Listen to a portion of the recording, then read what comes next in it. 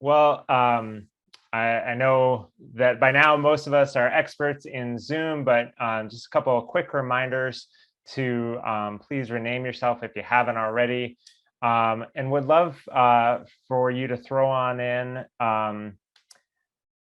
the chat some information about yourself, where you're joining from tonight, your pronouns, and I'll probably ask a little bit more information. And did see that there's a message. So you will see in the upper live section, or in the upper top section, maybe that this is being live streamed. And it's a little bit of a misnomer. That's actually for our closed captioning. We are recording. We probably will not be doing breakout rooms tonight, but if we do that, we just cut out that section of any recording. So wonderful question. So welcome, everybody. Thank you again for joining our second workshop series in our Fall Climate Change Solutions for Educator series. Through this virtual workshop series, we hope to bring the best practices of climate change education to you and create opportunities for you to connect with the professional community of climate change leaders and educators. I will be sharing the slide deck at this point. And I just do that so that you all have the resources that we'll be talking about today, and that I don't forget at the very end of the presentation to send that on. But definitely, if you have questions as we go through, feel free to throw them in the chat. My name is Seth Spencer. I'm the Teach Climate Network Coordinator for Climate Generation. I use he, him pronouns. I am joining you today from Apple Valley, Minnesota, which is the traditional and contemporary home of the Dakota and Anishinaabe people. I am, of course, joined by my wonderful colleague, Josna Harris, who is our Director of Special Projects and Partnerships. Josna uses she, her pronouns. It's also joining from Dakota and Anishinaabe land. And I would also like you to go ahead and throw in the chat again where you're joining from, your name, and what Indigenous land you are on. We use land acknowledgements at Climate Generation as a way that for people to insert an awareness of Indigenous presence and land rights in everyday life. It can be an explicit way to recognize the history of colonialism and First Nations in our country. And we do think it is important as an organization dedicated to climate change to do land acknowledgements, because people of color and Indigenous communities are disproportionately impacted by climate change and may be forcibly removed from their homelands, again, as climate refugees. We recognize that tremendous resilience and innovation or innovative climate solutions are created by these communities, and we seek to raise up their voices in climate change education. And for those that are just joining, I am going to just have everybody on mute at this point, but I would love if you're able to turn your video on, as we do know that it creates a better sense of community, and that is definitely one of our goals tonight, is to be able to openly share some of our thoughts and experiences. And thanks for those that are throwing that information into the chat. I do want to give you a little bit of background of Climate Generation, a Will Steger legacy, and talk about our vision and why we're even presenting on this topic of personalizing and localizing climate change solutions. Our vision is to ignite and sustain the ability of educators, youth, and communities to act on the systems that perpetuate the climate crisis.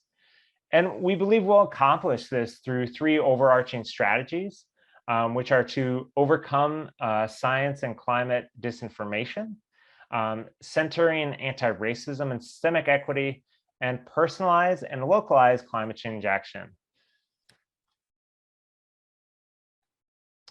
So at this point, I would love to do a quick poll. And so you're going to do this through going to slido.com. I'll go ahead and put that link directly in the chat. And then once you go there, it will ask you to punch in a number. Please punch in that number. And then just go ahead and answer them. I'll give you about a minute. Just wondering, what is one way you connect your subject material to students' personal experiences? And so I know that we've got educators from lots of different backgrounds and that teach different subjects. I'm just wondering what you already are using to connect to students, whether they be adult students or youth, to connect to their personal experiences. So I'll give you a minute or so to do that.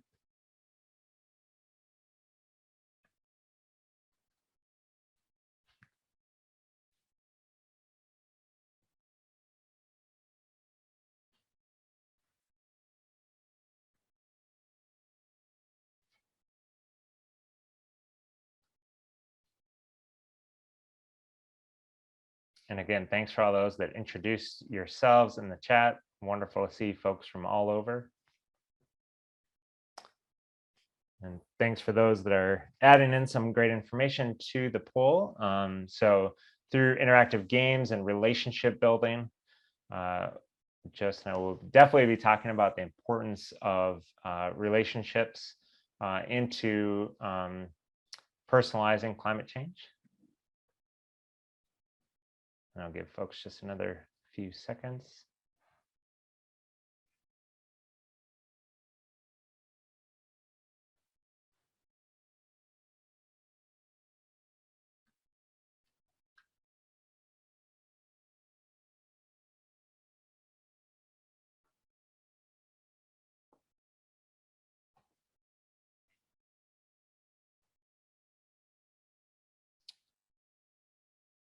And I think we will go ahead and move on. Maybe we'll have a chance to come back to the poll a little bit later, but yeah, thanks. Allowing students to recognize environmental issues and collaborate to solve problems.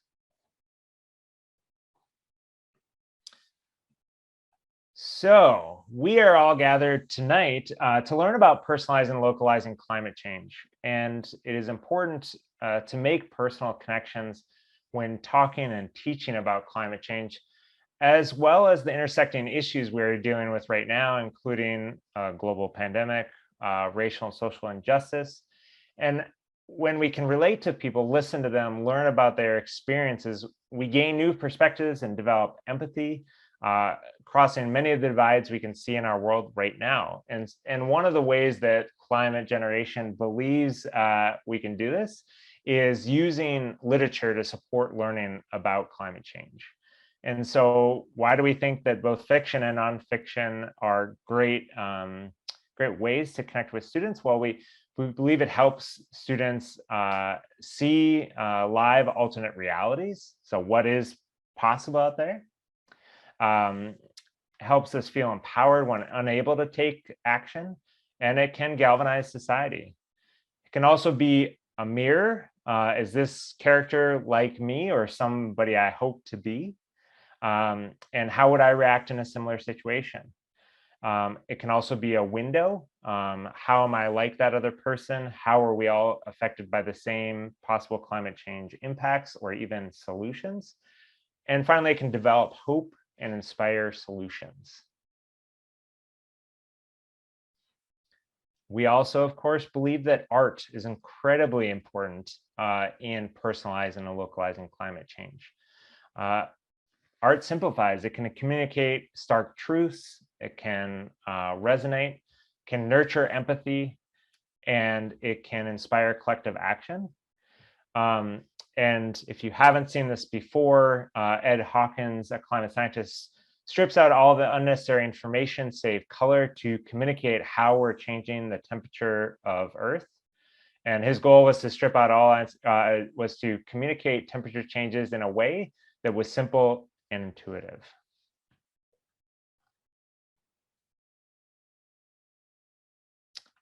And finally, we encourage respectful conversations. We believe the secret to talking about climate change is to listen. One of the most important things we can do is to address climate change, to talk about it and make it normal. And now at this point, I'm going to turn it over to my colleague Josta to talk more about the power of personal connections to climate change. And we will, of course, have time for questions at the end, but feel free to put them in the chat and we'll kind of see how everything goes.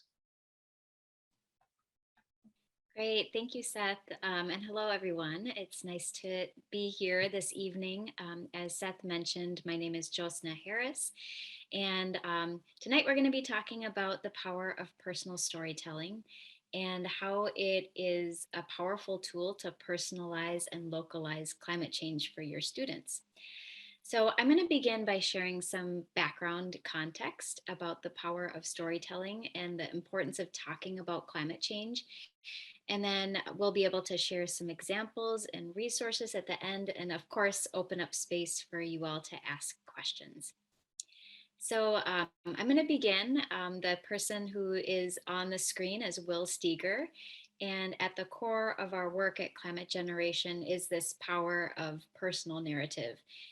Because we were founded by Will Steger, who is a polar explorer and climate change advocate and former educator. And for over 50 years, Will has inspired tens of thousands of people through his remarkable accounts of climate change on our polar regions. And what was really remarkable about it is that the disintegration of the ice shelves that Will witnessed happened much faster, more rapidly than any of the scientific models had projected. And many of his expeditions can no longer be duplicated because they involve open water. And so they require a flotation device of some sort. And all of this happened, of course, Will had never imagined would be something that he would witness during his lifetime. And then, of course, we know that our melting polar ice caps are not really a standalone story, but an indicator of our rapidly changing world, and with ripple effects that are facing coastal communities and many other repercussions as well. So Will began sharing his story as a vehicle, not only to engage people through like these chronicles of Arctic adventures, but also as a way to educate people about climate change. And then it became really natural for people to ask, well, how can I get involved? And so it really kind of was a natural way to invite them and inspire them to engage in solutions. Seth, you can go to the next slide. So it's not just, a few people like Will Steger who have the expertise or the experience to talk about climate change. Um, it's really all of us. We're all eyewitnesses.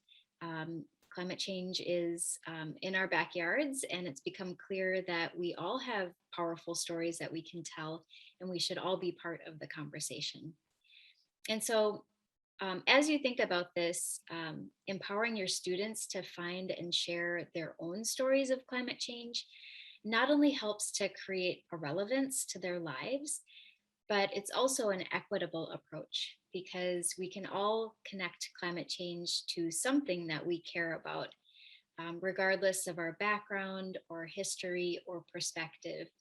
And when we make space to allow for diverse voices and perspectives to share their personal connections and stories of climate change, it really helps to create a broader, richer understanding of how climate change is actually showing up and affecting our lives.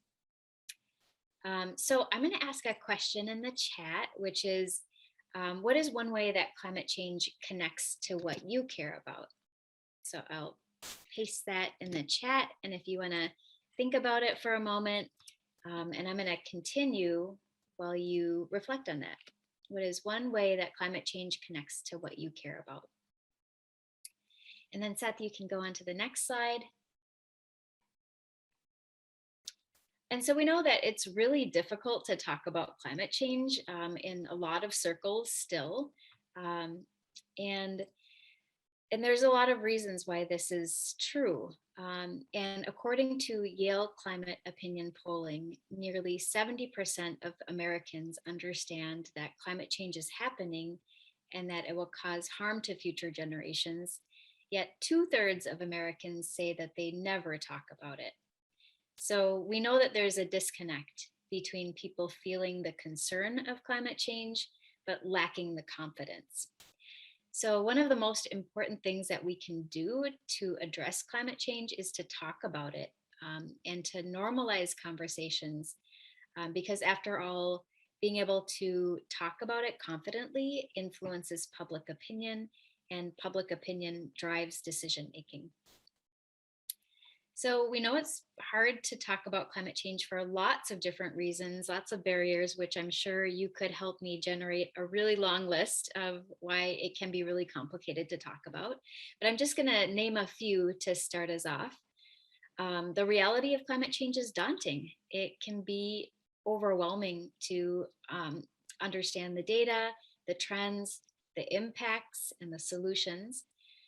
And then most of us are not climate scientists, so it can be difficult to feel like you have all of the facts or data or credentials that you need to make a compelling case. And then to add to this, we are currently, and we have been for a while, in an era of misinformation and disinformation about climate change. And unfortunately, the issue and even the science has become politicized. And then, to be honest, many of us have not talked about climate change because there is a real concern or even a fear that we won't be received, be effective, or that we might even ruin relationships. So, the combination of these reasons and more, and I'm sure you have probably personal examples, make talking about climate change in meaningful ways complicated. So, we're going to switch over to the next slide, which is talking about the power of storytelling that can make it easier. And opinions on climate change go far beyond agreeing on the causes and the consequences, because fundamentally, our beliefs and our behaviors, of course, they stem from our unique identity and our worldview and value systems. So, in order to have effective conversations, we actually need to reframe the way that we discuss climate change. We need to have conversations that help us find our shared values and our common ground and then build from there. And this has been difficult because for a long time, the dominant narrative, kind of in mainstream communications, has been mostly from a scientific perspective alone. And while we know that the science is absolutely essential to make the case, it's not the whole picture, right? It's our humanity and our stories that need to be balanced with the science so that we can place those facts and figures into context and make meaning. So Seth, you can move to the next slide. And this kind of goes into research that tells us that information alone is not enough to move us to change our behaviors. And more than 20 years ago, the famous neuroscientist Antonio Damasio pointed out that information only becomes meaningful to the extent that it evokes emotion. So, connecting the head and the heart on climate change is essential for sparking and sustaining action. And next slide. And this kind of goes into like the emotional part about understanding and dealing with climate change. Is I'm sure you all have felt that it is emotional. And there's a whole spectrum of feelings when we're learning about and dealing with climate change, from loss and despair to hope and resolve. And if we're being honest, I would imagine that many of us, including myself, have felt some level of grief when thinking about climate change. And research is also showing that younger generations, students, are really feeling this in new ways. According to the American Psychological Association, the traumas that are associated with climate change impacts can have an enormous effect on our mental, social, and spiritual well being, and sometimes at an even greater intensity than physical impacts. But we also know that it's possible for us to be able to use that grief that we feel and those intense emotions to serve as a transformational catalyst that can help galvanize us into action. And in the process of discovering what your climate story is, there's a sort of therapy that becomes evident as you get into reflecting on what your climate story would be about and engaging in the process of writing it, and then sharing it with other people. Because just acknowledging the emotions that we feel and to name them can be can prompt a path to healing, and it can be really validating and confidence boosting, and a powerful experience to be able to share that with somebody else. And we know that vulnerability helps to connect people um, really quickly, and so it can build that sense of understanding and empathy and compassion that we really need. um, and Seth, you can go on to the next slide, which is what is a climate story? And there's probably a lot of different ways that you could interpret this, but one of the ways that Climate Generation has been really thinking about what a climate story is really a personal story about you and your experience of climate change. And it could include observations that you have seen over your lifetime. It could be about a pivotal moment. It could be about impact or loss, or solutions or hope, or simply why you care about climate change. It's a story that is descriptive and personal and makes an emotional connection to the issue. So I know we're getting close to the end of my talk, but I know Seth will do some more talking about resources that you as educators can use in your classroom. Climate Generation has a lesson plan around helping students find their climate stories, which includes walking through a series of reflective prompts that can help people get there, because oftentimes people will say, I don't have a climate story, or the story that I have to tell isn't important enough. And students may feel that they don't have enough experience to be able to talk about it. And so the lesson helps to walk through ideas for prompts that can help students reflect and uncover what their climate story is about. And then I also want to mention our Eyewitness Book Project, which is an anthology collection of stories, poetry, and artwork from people all around the state of Minnesota. And it was sort of an open call for submissions, and it became this really beautiful collection of Minnesota voices that we were able to provide a copy to every Minnesota legislator, and really as our testimonies of climate change and as a call for policy change. And so there's lots of ways that once you develop your story or help your students develop their story, it can be used as a tool for advocacy or helping to move solutions along. Even if that's just sharing with family and friends, or policymakers for testimony, it is really the process of sharing your story that helps to build the confidence and help people to realize the power of their voice, and that they should definitely be part of this conversation because it's affecting all of us. And then we have an example, Seth, if you want to click to the next slide. So Climate Generation is sending a delegation to the upcoming United Nations Conference of the Parties Negotiations on Climate Change, or COP26. And so we've been able to work with each of these delegates to help them discover and share their stories of climate change. And maybe I'll be able to find a link that I can paste in the chat to our storytelling collection so you can read through those stories.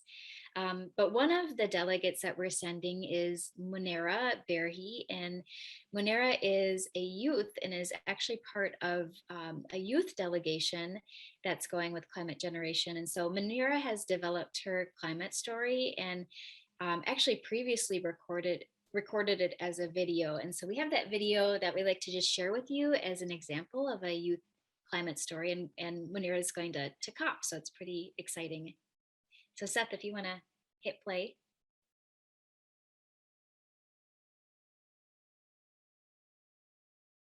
My name is Munira Burhi and I'm a senior at Patrick Henry High School. Since I joined Climate Generation's Yemen Youth Leadership Program, I've been more educated on climate change and social justice altogether. I've never thought about climate change if I'm being honest. It always seemed like a big task to just leave up to the politicians. I'm only a teenager. Yemen made me realize that that was wrong.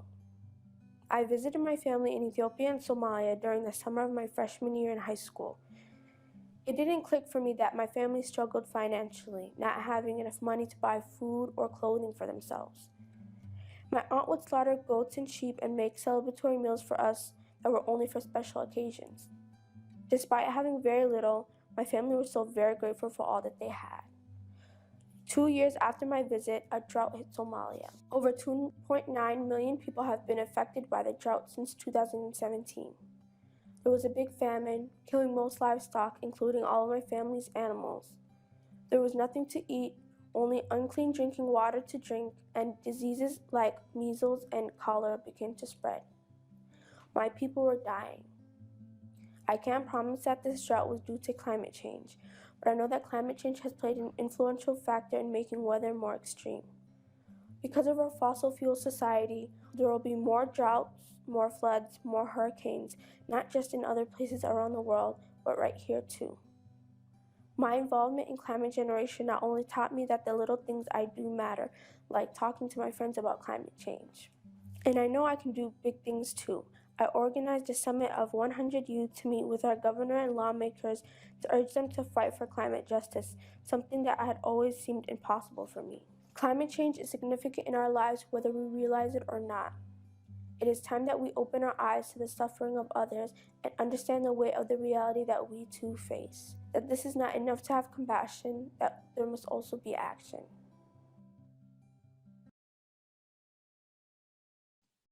I love her smile at the end, and you can even hear the nervousness in her voice. And I'm so excited for her to be able to represent at COP. And actually, this story was created maybe 2 years ago, and now Manera is in college, and this was when she was in high school. And so it's really exciting to see her journey, and that identifying her story has been part of the process of her own realization that she's a leader and wants to do more.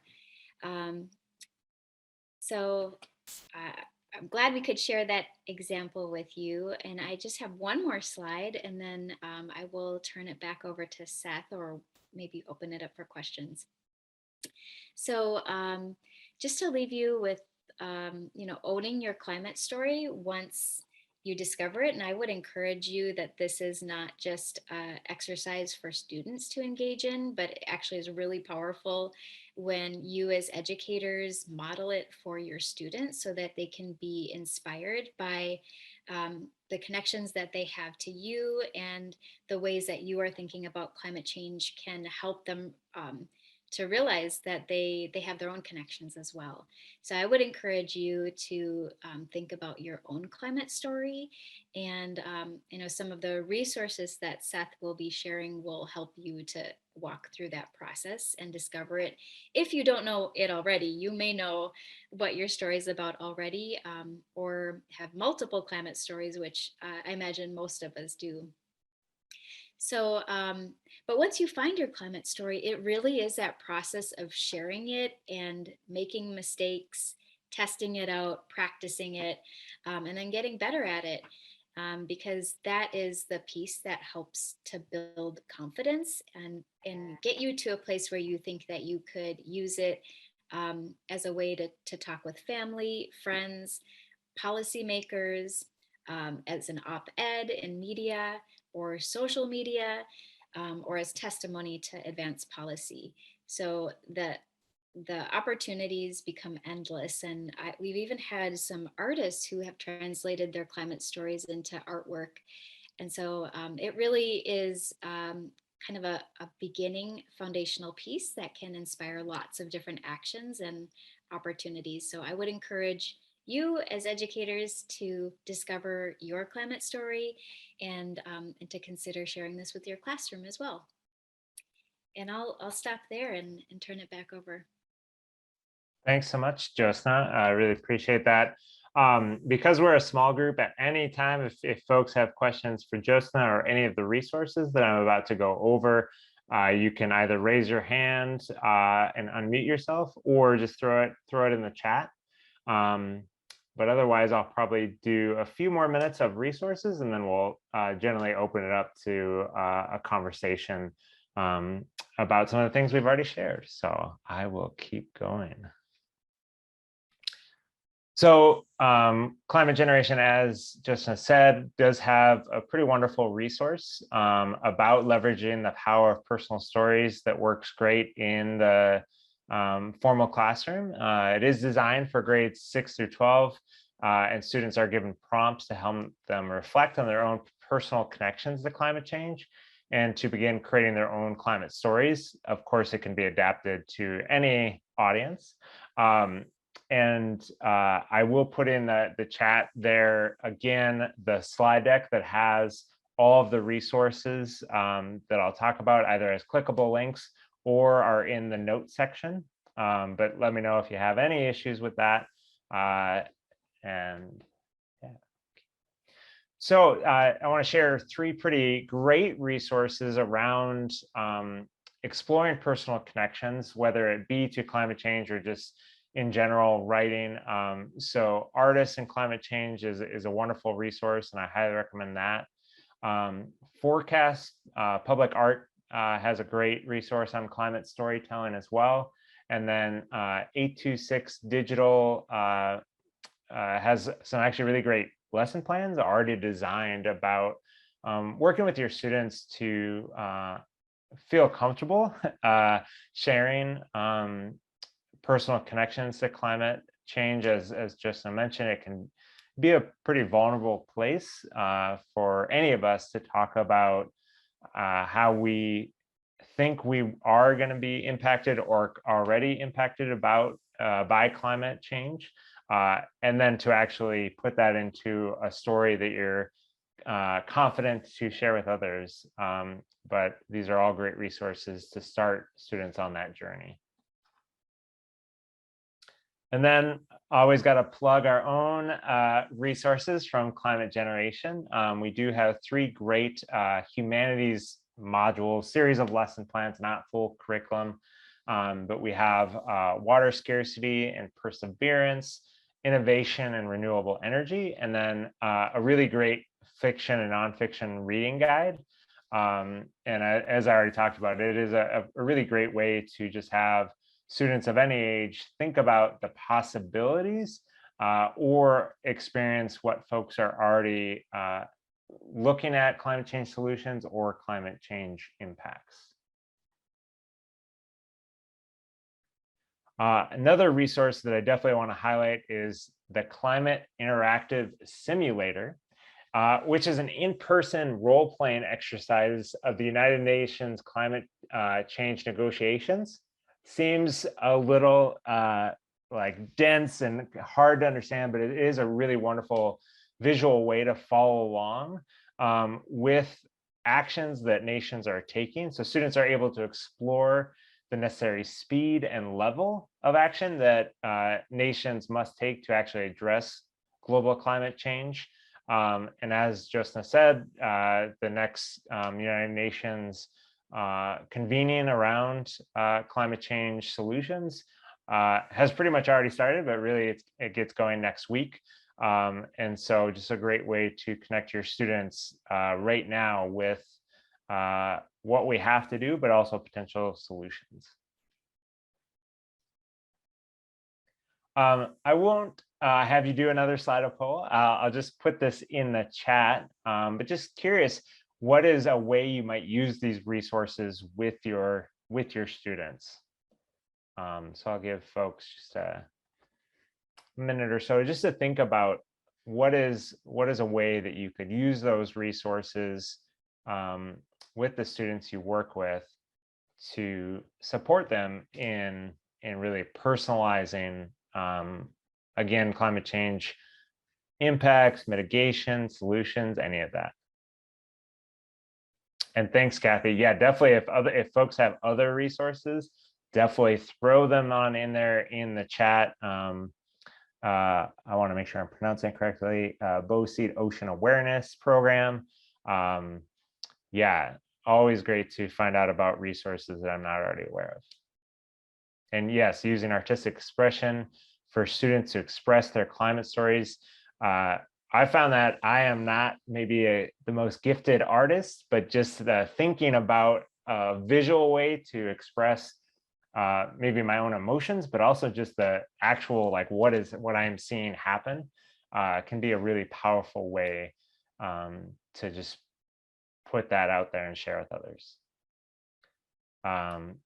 And Larissa says that definitely using the climate generation resources or renewable energy for the program, I'm working with high school students and love the idea of bringing in the arts, music, and dance. Wonderful. And I am trying to read some of these out loud just so the folks that are watching the recording, sometimes they can see the chat, but it doesn't always connect great. Exploring the emotional impacts of climate change on youth and having dialogue about eco-grief to balance out the presentation of scientific info. And that is something incredibly important that I think has been missing in the conversation around climate impacts, is that if students or of any age, adults, youth, are seeing this on a daily basis and really talking about the solutions, it will definitely impact every part of them. And if we aren't, honestly, as educators, aren't careful about the way that we present it, it is easy for them to feel hopeless, because it seems like such a powerful thing that how could we possibly stop the climate from changing and stop glaciers from melting, and really thinking about the mitigation and the solutions as whole communities is so important.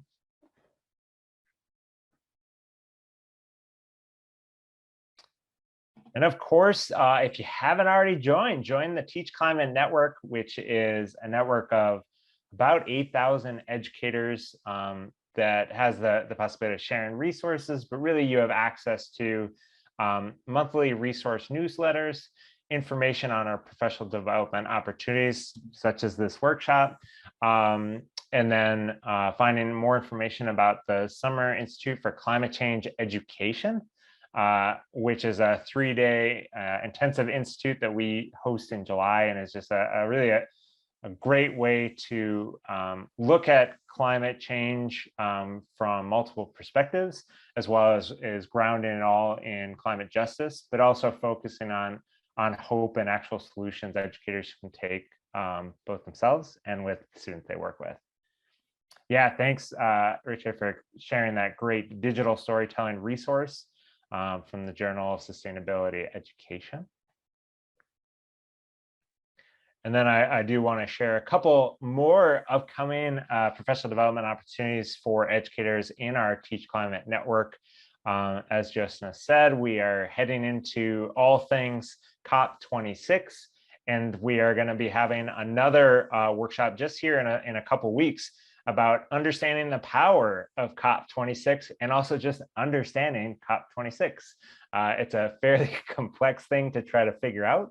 And so we have two more wonderful climate generation educators, Sarah Goodspeed and Marie Fargo, who's on the call today. They will be presenting both some resources, but also just how some of that policy piece works.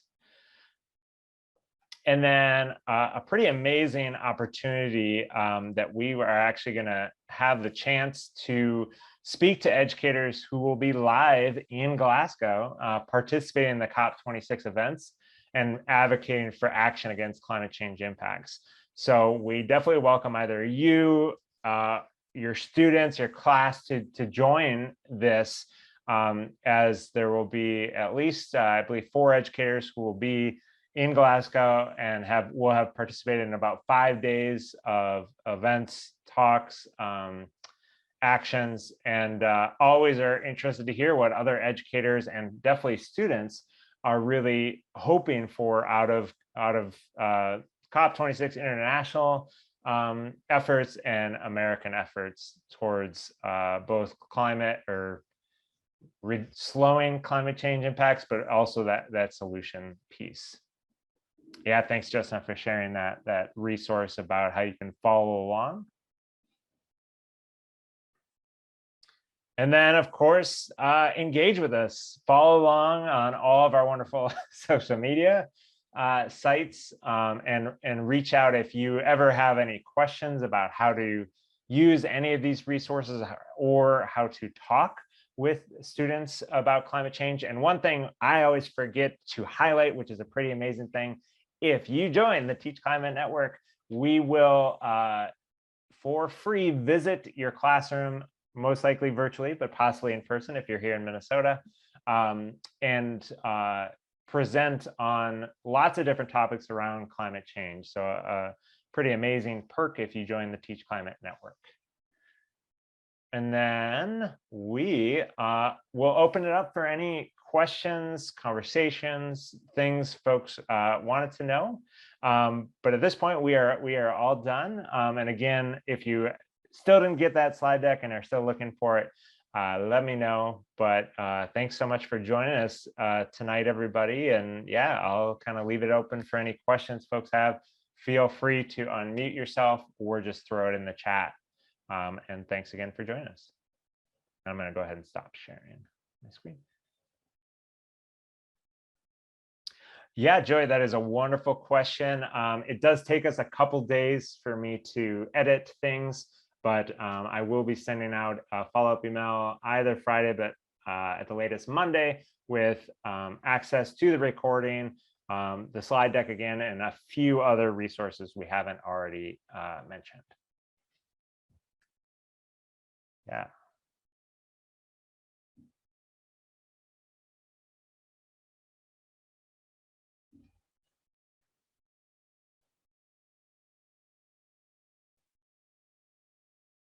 You're very welcome, Larissa. Welcome, Jennifer. Yeah, and if we answered all of your questions about personalizing, localizing climate change, that is amazing. But we'll stay on for a few more minutes. But definitely, if you have any questions, feel free to join us.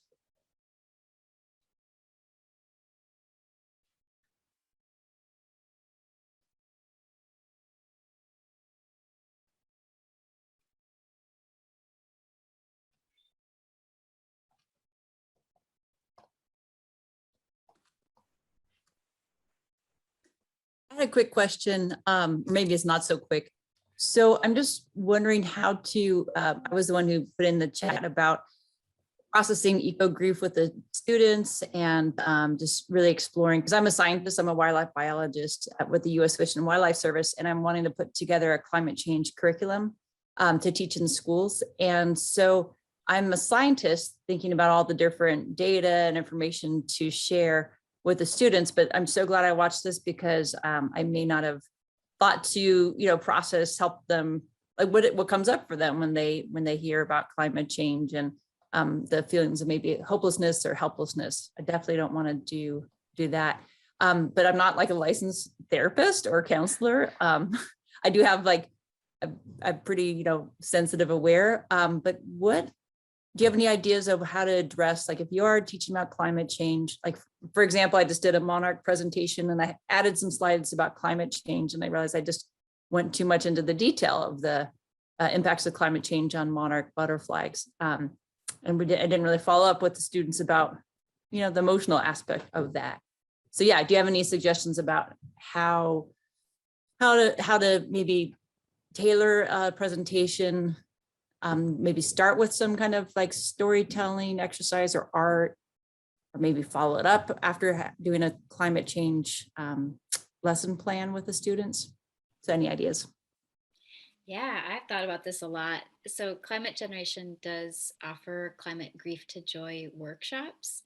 And we have been working in collaboration with poets and musicians who help like provide a guided process of providing prompts for people to share in like a circle type of format, and then layering music to help process what happened, and then poetry to help kind of translate and interpret. There's lots of ways to use art as like a, once you acknowledge the emotion you feel, it can be really validating to hear that there are other people who feel similar ways or just as intense, because I think oftentimes people feel alone in their emotions. And so I think just being in a space together and being able to acknowledge the emotions, name them, and go through some sort of process. Obviously, there's not going to be a resolution that comes, but it can be really therapeutic to know that there are other people and that you're not alone. And so I think there is now a newer concept called solastalgia. I'm not sure if you've heard of it. No. It is a term that it like pinpoints the grief around the loss of place and damaged landscapes due to climate and other environmental factors. But now there are a lot of therapists that are being trained in eco anxiety and grief. So it's a whole, a whole lot of people are thinking about this, but I think in the classroom and in the community, we can still do things that are like a step below therapy, which can be like collective healing spaces to offer some of this. Great. Yeah. Did you type that soul? I didn't quite catch what it soul Nostalgia. nostalgia. Yeah, if you could type that in the chat, I'll look into that I'll more. type it and I'll see if I can link an article about it.